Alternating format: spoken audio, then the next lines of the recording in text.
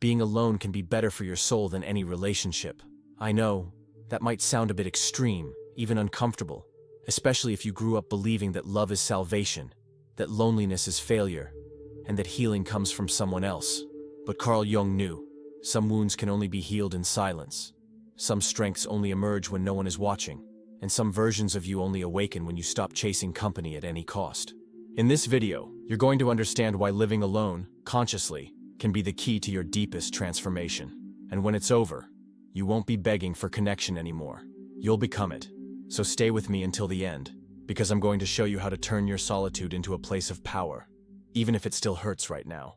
And if you're not subscribed to the channel yet, now's the time. Here we talk about consciousness, transformation, and real psychology. The way life really happens. No filters, no cliches. From early on, we're shaped to believe that being alone is a sign of failure. A quiet, introspective child is seen as a problem.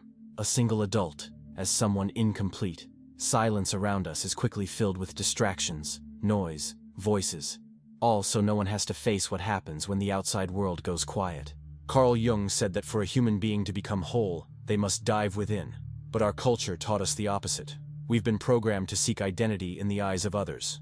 To build a persona, that social mask that pleases, adapts, and avoids rejection, as if it were our true self. Over time, we confuse connection with dependency, and the more we reinforce that pattern, the more dangerous it feels to be alone.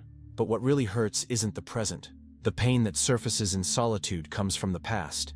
Old emotional imprints, unhealed rejections, misunderstood abandonments, resurface when there's no one left to perform for. It's the wounded ego that panics in the emptiness. Because it's the ego that depends on responses, validation, on someone else's presence to feel like it exists. The soul isn't afraid of silence, but the ego is, and with good reason. It was conditioned to survive through external acceptance. For the ego, being alone is a risk. For the soul, it's a calling. Jung knew that there are moments when retreat is necessary, not as an escape, but as a rite of passage. When we find ourselves alone, without distractions, what arises isn't emptiness. It's the unconscious content that was repressed. And that's where the real work begins. Being alone is uncomfortable because it forces us to feel, and feeling, when we're used to just reacting, is deeply challenging. But it's in that discomfort that the individuation process begins. When you stop running from silence and start listening to it, what arises isn't weakness, it's clarity. You're not being punished for being alone. You're being invited to reconnect with yourself, and maybe for the first time, without intermediaries. When this reconnection begins, it doesn't come with euphoria. It comes with silence, and often with a void that seems to promise nothing. But it's in that void that the soul starts to breathe again. Carl Jung called individuation the process of becoming who you truly are. Not what others projected onto you, not what society expects, but what exists within you, when all the masks fall away. And that journey doesn't begin in the middle of noise. It begins when you choose to retreat, when instead of distracting yourself, you choose to look inward. Voluntary withdrawal isn't an escape, it's courage. It's you telling the unconscious, I'm ready to see what I've avoided seeing. It's when the character steps aside for the person, when the stage falls apart, and you start to recognize the actor behind it all. Society trained us to associate stillness with loss, solitude with weakness. But in Jung's view, it's precisely in the pause that the self, the true center of the psyche, begins to reveal itself. And this process doesn't happen loudly. It's subtle, silent, almost imperceptible at first, but deeply transformative. When the external noise fades, you start hearing your soul for the first time, and it doesn't scream, it whispers. It reveals memories, intuitions, sensations that were buried under the weight of haste, distractions, and the need to please. It's natural that at this moment, a strange feeling arises. A discomfort of not knowing exactly who you are without the routine, the roles, the relationships. But that's the very proof that the right path has begun. The true self isn't a ready-made idea. It's something that reveals itself slowly, when there's inner space for it to emerge. This is the journey. Not a straight line, but a deep dive. A process where you don't add, but remove.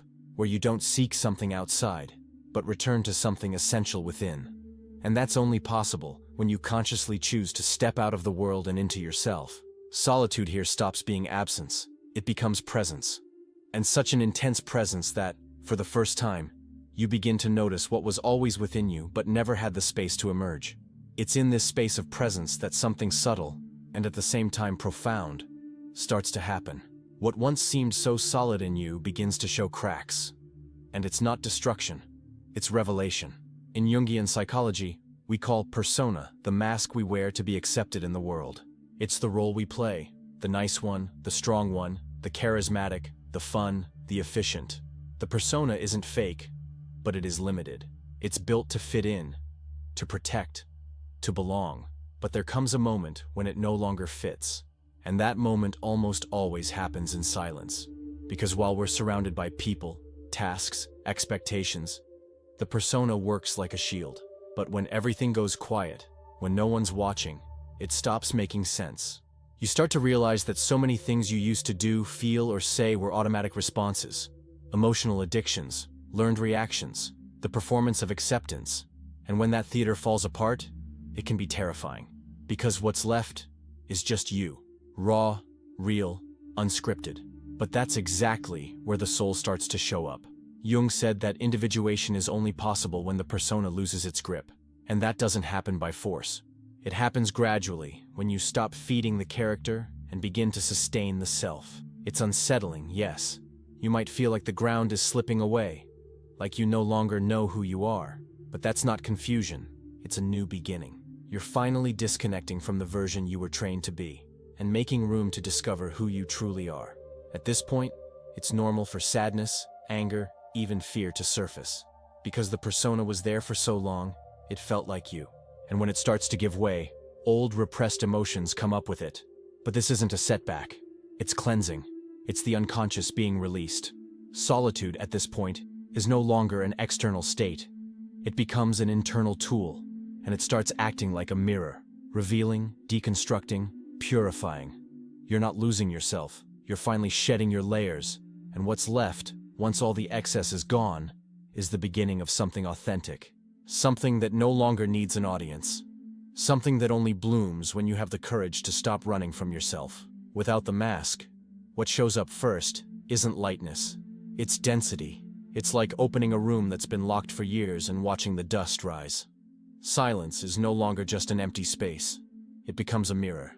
And this mirror reflects everything you've avoided feeling your whole life. In Jungian psychology, that repressed content is called the shadow.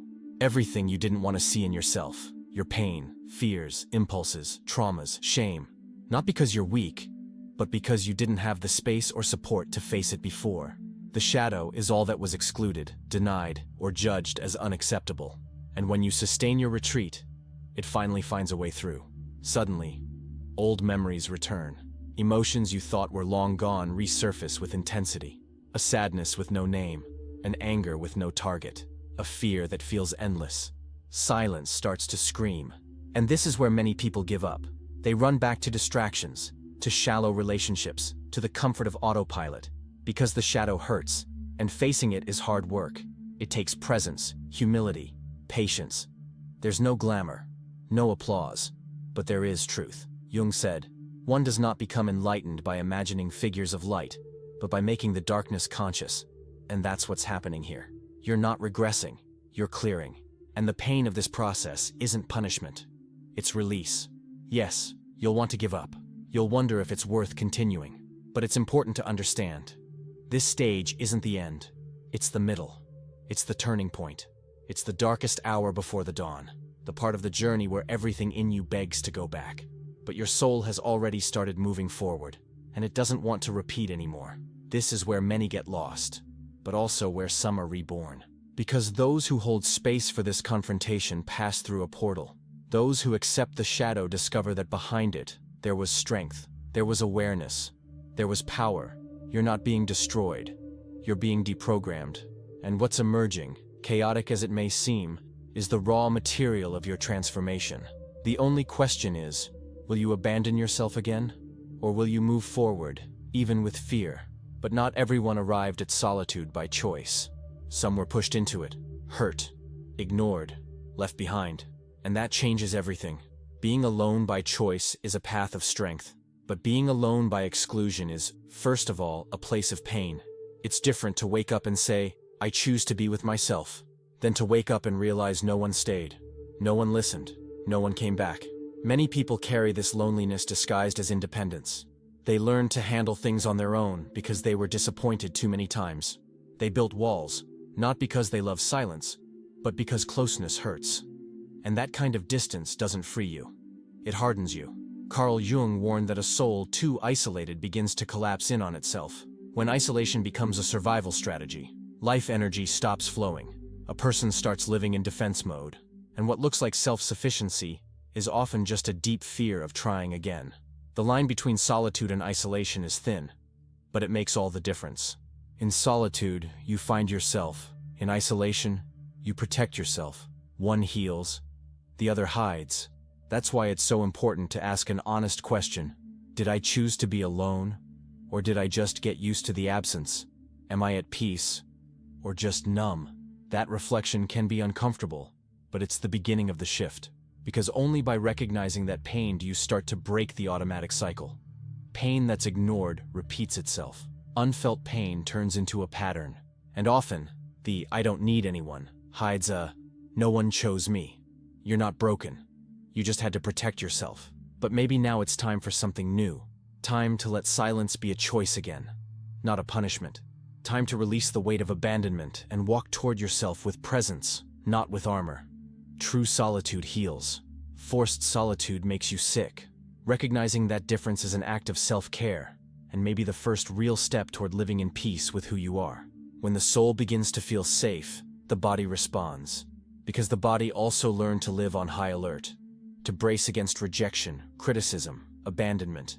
To tense up just to survive the fear of not being accepted, of being forgotten, of being hurt again. For a long time, maybe you didn't even realize how much you were living in survival mode.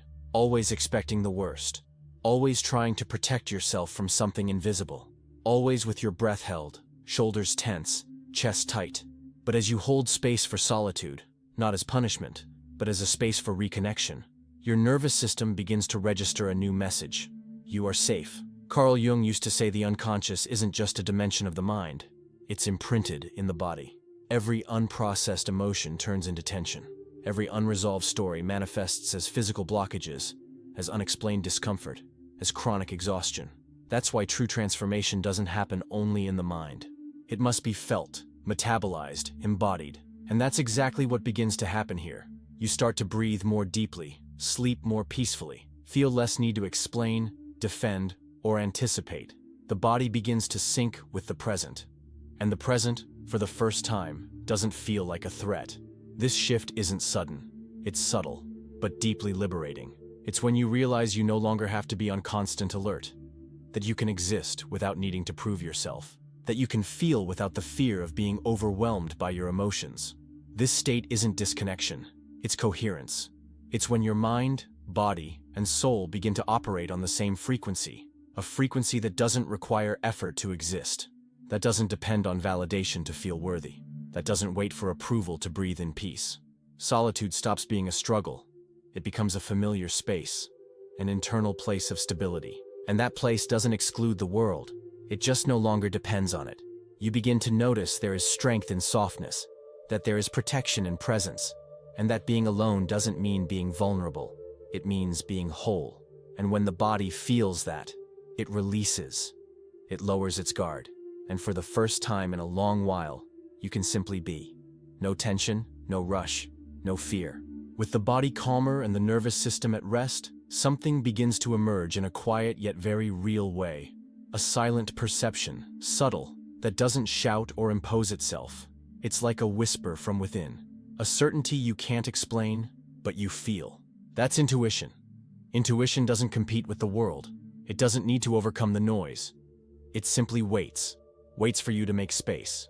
For you to stop chasing answers, explanations, external guarantees, and start trusting the wisdom that's already there, dormant but alive. Carl Jung considered intuition one of the 4 fundamental functions of the psyche. For him, it was the ability to perceive deep patterns, subtle truths, without going through logical reasoning. An intelligence that comes from the soul, not the mind, and that only fully manifests when there's enough inner silence to hear it. In this state of presence with yourself, You begin to feel what's right before you know why. You start sensing paths before you see signs. And that's not magic, it's internal coherence. It's your psyche functioning in harmony, without noise, without conflict. You start to notice small things, a discomfort you used to ignore, a sense that something no longer fits with who you're becoming, a subtle pull to change direction, and slowly, you begin to trust that feeling more, to follow less of what the world expects, and more of what your soul signals. This inner perception doesn't need proof, it doesn't need to justify itself, because when you're connected to yourself, doubt loses power, and what arises in its place is something rare, effortless confidence. It's not arrogance, it's knowing, a knowing that doesn't come from the ego, but from the self, the deepest and most honest part of your being, the part that always knew, but never had space to speak. This is the true gift of conscious solitude. It doesn't just silence the external world, it reveals an entirely new inner one, a world where answers aren't chased, they're recognized, and where presence, finally, becomes direction. With intuition awakened, something deep begins to align within you. You no longer search for direction in the world, because now, it comes from within, and along with this presence, an image begins to take shape, your future self. This isn't about idealizing a perfect version of yourself, or pressuring yourself to become someone new. It's subtler than that. It's as if, little by little, you begin to feel the frequency of the person you're becoming. And instead of chasing them, you start walking with them. In Jungian psychology, the self is that guiding wholeness, the complete image of your soul in a state of coherence. That future self is a symbolic expression of that journey. Not a character to reach, but an inner direction, a living compass. You begin to realize that what you've been looking for outside isn't something missing. It's something already vibrating inside you, asking for space. And when you begin to live more aligned with that, decisions become easier, boundaries become clearer, relationships take on new meaning. This future self doesn't demand effort. It invites listening. It doesn't judge what you haven't yet become. It honors every step you've taken. And the closer you get to that presence, the more natural it becomes to say no to what no longer fits, and yes to what resonates with truth. It's as if you begin to inhabit this new energetic space even before it fully materializes. You feel the peace before the achievement, the freedom before the external change, and that strengthens you, because now you have a place to act from, not just something to chase after. This movement is silent, but it changes everything. What used to be a goal becomes a frequency. What used to be a dream becomes a state, and you stop waiting for the world to change in order to live in peace. You live in peace, and the world begins to respond. This is the kind of presence that doesn't demand, doesn't beg, doesn't adapt. It leads, and because of that, it transforms. You're no longer running from the past, nor merely healing the present. You are finally becoming someone capable of holding what you once dreamed of. Up to this point, much of your journey has been about healing, about silencing the noise, facing the pain, holding the transformation. But something shifts when you start living in alignment with that future self. You're no longer trying to fit in. Now, you hold. You emanate. It's as if little by little your energy stops being a reaction and becomes a presence. You stop reacting, stop adapting to your environment, to expectations, to the noise, and you begin to radiate a frequency that comes from within, a frequency that organizes everything around you. In analytical psychology, Jung spoke of the regulating center of the psyche, the self. When you align with it, your energy becomes coherent. You stop being ruled by lack, by the need for acceptance, by the fear of rejection. Your emotional field becomes more integrated, and the world senses it. People start treating you differently. Situations that used to repeat disappear. Draining dynamics dissolve, not because you became someone else, but because you stopped vibrating what sustained them. You no longer need to convince anyone or prove anything. Your presence speaks for you. It says, I listened to myself, I honored myself, and I won't abandon myself anymore to fit into what doesn't serve me. This state isn't about arrogance, it's about integrity. You don't impose, you stand your ground. You don't shut down, but you also don't shrink to please. And that stance is deeply magnetic, because where there was once seeking, now there is center. You start to notice you attract experiences that reflect your new internal state, not as a reward, but as a natural consequence of who you've become. the external world begins to mirror your inner world, and that changes everything. That's the beauty of conscious solitude. It doesn't just change you from the inside, it rearranges the field around you, and you realize in practice that you don't need to chase belonging. When you are whole, life comes to you. Now your presence doesn't beg, it radiates, and what it emits comes back. When your energy stabilizes, love changes meaning. It stops being a place where you dissolve and becomes a space where you share. Because now you're no longer craving someone to complete you. You're whole enough to love without losing yourself. Conscious solitude teaches that in practice. Because it shows you that you can exist fully even without a romantic bond. That peace doesn't depend on someone's presence. And that true love only blooms when you're no longer trying to be saved by it. Carl Jung said no healthy relationship can be born from dependency. For a true meeting between souls, each must first find its own center. Otherwise, what we call love becomes fusion, and fusion over time turns into a cage. You begin to clearly see the bonds you used to accept out of fear, the concessions you made just to not be left, the silences you swallowed to keep the peace. All of that now feels dissonant, because when you're whole, your heart no longer tolerates what wounds your essence. And that doesn't mean becoming cold, distant, or unreachable. On the contrary, it means loving with more presence, more truth, more awareness. Loving because you overflow, not because you lack. Loving by choice, not for salvation.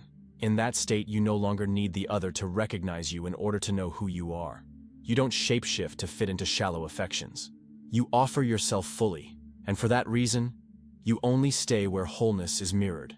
This kind of love doesn't require control, doesn't beg for return.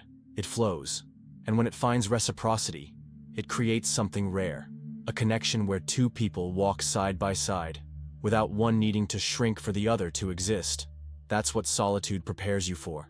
A heart capable of holding love, without losing itself to it.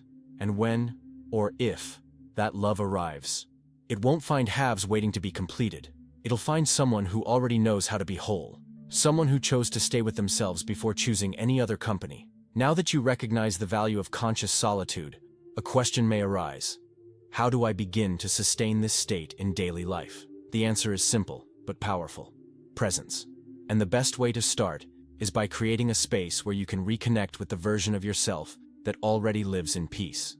This exercise is a practice of active imagination, a core concept in Carl Jung's psychology.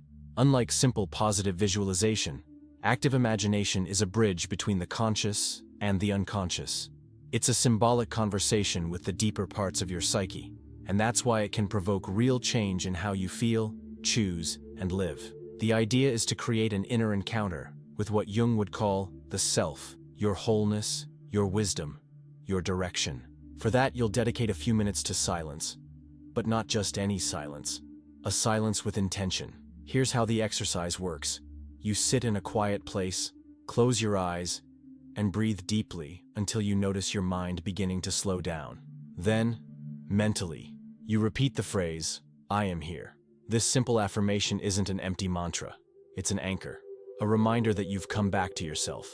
Next, you imagine, freely without forcing, a version of yourself that already lives in peace. This image might be vivid or just a feeling. What matters is that it symbolizes your state of coherence, clarity, and alignment with what's true in you. Observe this version closely. How does it move? How does that version of you breathe? How do they handle life's challenges? What do they no longer carry? Then, ask two questions in your mind. The first, what did you let go of to get there? The second, what do I still need to see? And then, just listen. The answer might come as a phrase, an image, a memory, or even a silence full of meaning. Don't judge. Just receive. At the end, thank them internally and say, with intention, "I see you, and I walk toward you." This phrase seals the encounter. It's not about creating a fantasy. It's about making a commitment to the most conscious version of who you already are. This exercise might seem simple, but it works on a deep level. It trains your mind to access states of presence. It redirects your attention inward, and over time, it strengthens your bond with what is most whole in you. It's a symbolic step, yes, but every true new beginning starts with a symbolic gesture, a quiet movement that says, "I've come home." You're not empty. You're full of yourself. Full of parts of you that had been forgotten, suppressed, silenced, in the name of relationships that didn't fully see you. Conscious solitude showed you that. It didn't isolate you. It brought you back to yourself. For a long time, you thought you needed someone else to feel complete. You thought the pain of being alone was a sign of failure. But now, maybe you can see. That pain was just the start of the journey. The call. The starting point. Carl Jung said the most important encounters are the ones we have with ourselves. And maybe this is the deepest one of all. The moment you stop running from yourself and start looking at yourself with presence. Not with judgment, but with genuine interest. What was born in this process wasn't coldness. It was strength. You didn't become hard. You became whole. And now, you carry a peace that no longer depends on anyone. A clarity that doesn't need approval. An energy that no longer bends to incoherent environments, because it has learned to radiate its own truth. You're not isolating from the world. You're choosing yourself. You're growing internal roots so that, if love does arrive, and it can, it finds fertile soil, not dry land waiting to be saved. This journey isn't about rejecting relationships. It's about preparing the space so they're no longer a hiding place, but a mirror, a reflection of your own state of wholeness.